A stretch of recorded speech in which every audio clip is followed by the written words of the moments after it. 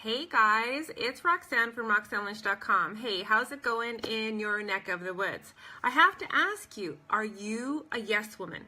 Are you that woman that just says, yep, pick me, you'd raise your hand and you're jumping with joy because you just want to be part of the party, right? You just want to be part of the goodness. You want to be an active member of a group. You want to be an active member of your team, maybe an active member within your job, okay?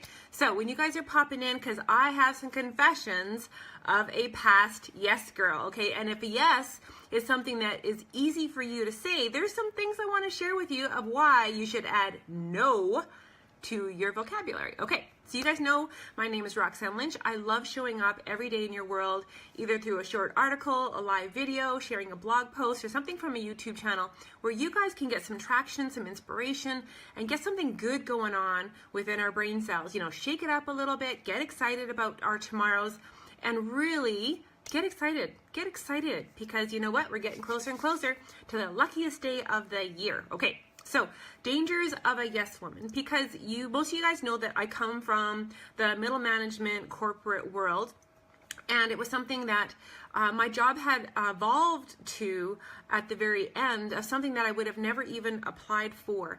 And, you know, part of that had nothing to do with saying a lot of yeses, but at the beginning of that job, I was a keener, I was eager, I was excited, and, you know, I just had all these beautiful ideas about how I could make this department better, how I could get more involvement from our employees. You know, I could be that communicator between, you know, upper management and the floor, the guys and the girls that were working on the floor within the plant.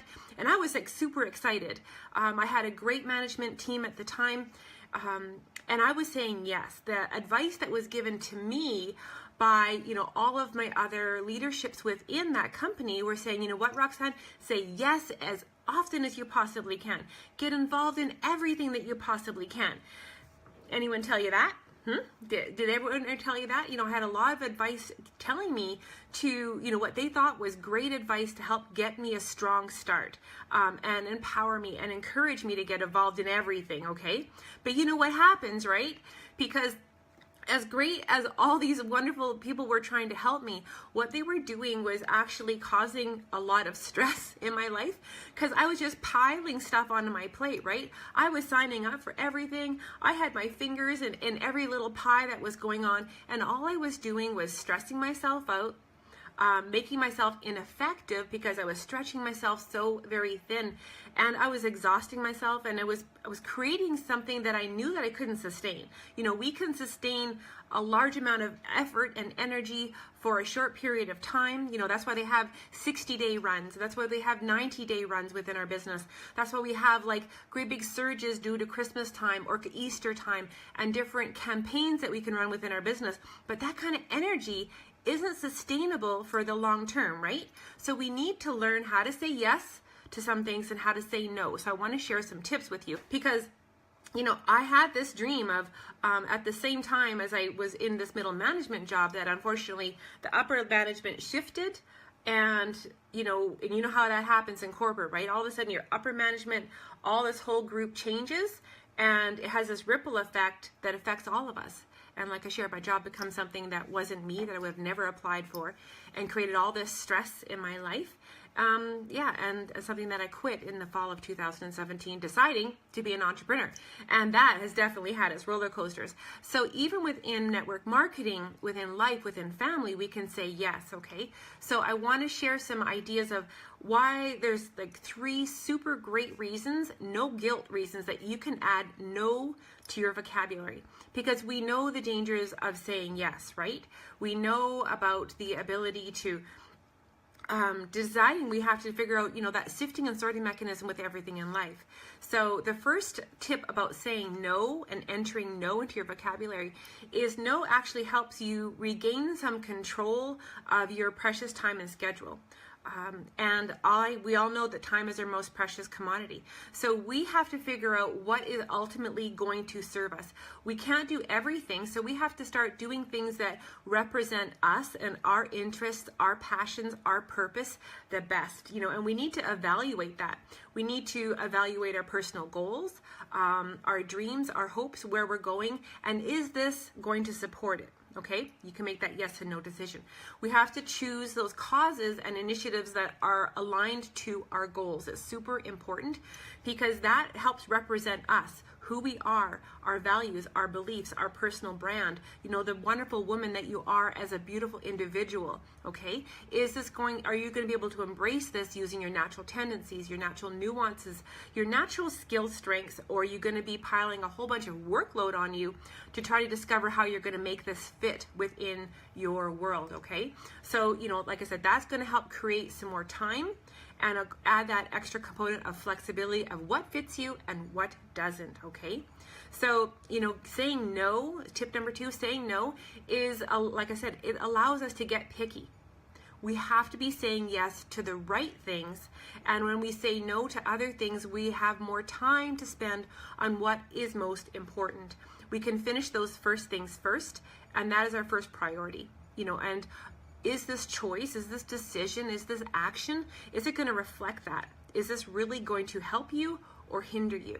Is this going to allow you to use the right energy and the right emotions and the right feelings to be able to put toward the right things? Does that make some sense?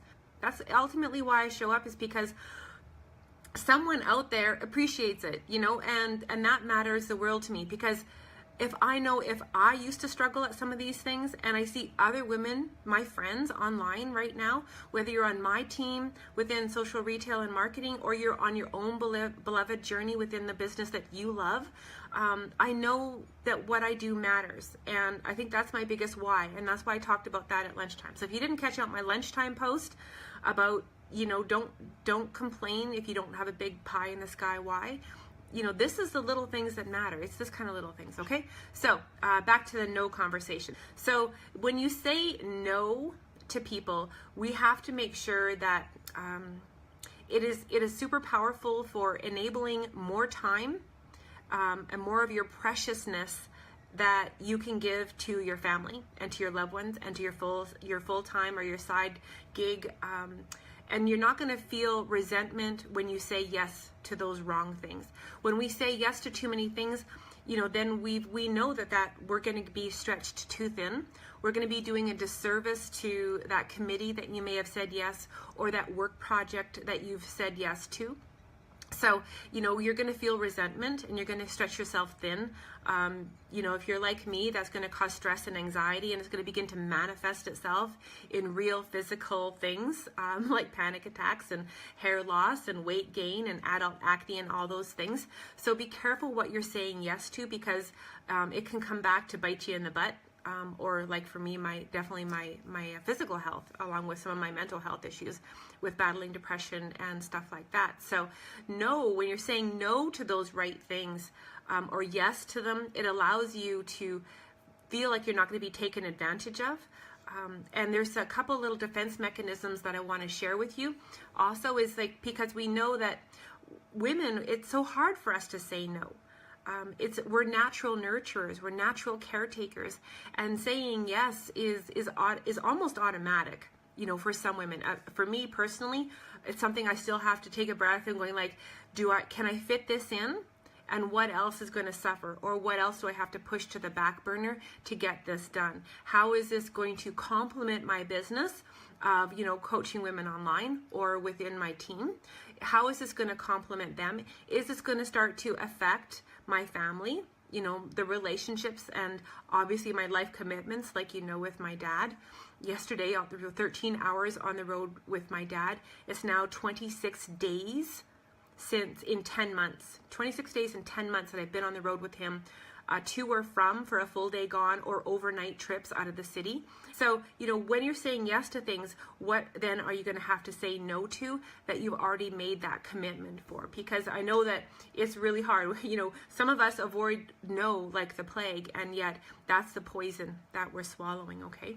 So what I do and what I encourage you to do, and what I'll share with my team, is that you can always, instead of saying yes or no right then, is just say, I'm just going to check my calendar. Can I get back to you tomorrow? Or can I get back to you in 2 hours? So it deflects and allows you time to truly think about this, because sometimes we can't make those snap decisions. It's just not the best thing for our business and our life and our health and our family and our loved ones to make an instant decision. So it's okay to say, you know what, can I get back to you tomorrow? You know, because I remember in my corporate job when I just started saying no to stuff, after, you know, 18 months of me just being the yes girl, there was a lot of my management team that I wasn't very popular with. It's like, you keep on saying no, and I'm going, you guys keep on giving me more work and no help. And you keep on wanting me to say yes to the next project, and I haven't finished the previous 4 that you've given me, right? So I was shooting myself in the foot, and I wasn't setting myself up for success. But at that time, that was the advice I was given. So now I'm able to live a little, learn a little. Now I get to share a little, add some light to this. So you guys might not have to go through the same head banging on the keyboard against the brick wall feelings, right? Because remembering that you come first, you know, there's always going to be other opportunities where you might be able to get involved in the next project. In the meantime, you've had that time to grow yourself, to stand out and shine online, to be able to learn a few things. So when the next opportunity comes to you, you're going to be able to do the next best thing and be able to do it better than you might have been able to do it 6 weeks ago or 6 months ago. So you can't be ignoring your own requirements. When we say yes too much, we sometimes put our physical health to the side. We all of a sudden decide we have no more time to exercise, or we don't have time to eat properly, or we don't have time to attend the kids' sports. So that becomes extremely dangerous to us, where our own self-care begins to falter, our own nurturing and pouring into our own well so we can pour into others, something that I always, you know, share about. So, you know, does this make some sense? Does this make some sense to you guys? Because I think it's really important that, you know, we ask ourselves, what is the one thing that you need to start saying no to? You know, if you're thinking about this today before bedtime, I'm asking you, this is your homework. What is the one thing tonight that you're going to start saying no to in the morning when you wake up? Exactly, Louise, so much. And it's hurtful. You know, it doesn't help our long-term plan by, you know, making these short-term yeses that are just going to shoot ourselves in the foot. So these are the ideas I wanted to kind of share out with you guys today. I know it might seem like a light topic, but this is really deep and this is really meaningful. And that's why I know within our team, within social marketing and retail, that's why we create the blueprints. That's why we create the PDFs, that we can shortcut as much as we can the learning curve. So there's a lot less overwhelm, there's a lot less frustration. So women can pick up some different skill sets very quickly and begin implementing them and applying them without them saying, you know, yes, we have to do all this huge educational scope. It's just a few small tweaks that we get to do so they understand what is most important in their day, start doing less of the mindless stuff and being able to say no to it and focus on what is really meaningful within their business. So I'm going to leave this and cut short. I have the same thing. Back up the door. Next, Aaron with Mom and Dad. So you guys have a fabulous evening. If you got some value, definitely sharing is caring. If you know of a yes woman, share this forward. And if you don't know what the heck social marketing is and social retail is, ask me about it. There's something different going on out there other than your regular mom and pop thing. And that's what I'm all about, is adding light and goodness to your life and also my team. So you guys, see you on the sunny side of life tomorrow. Bye, guys.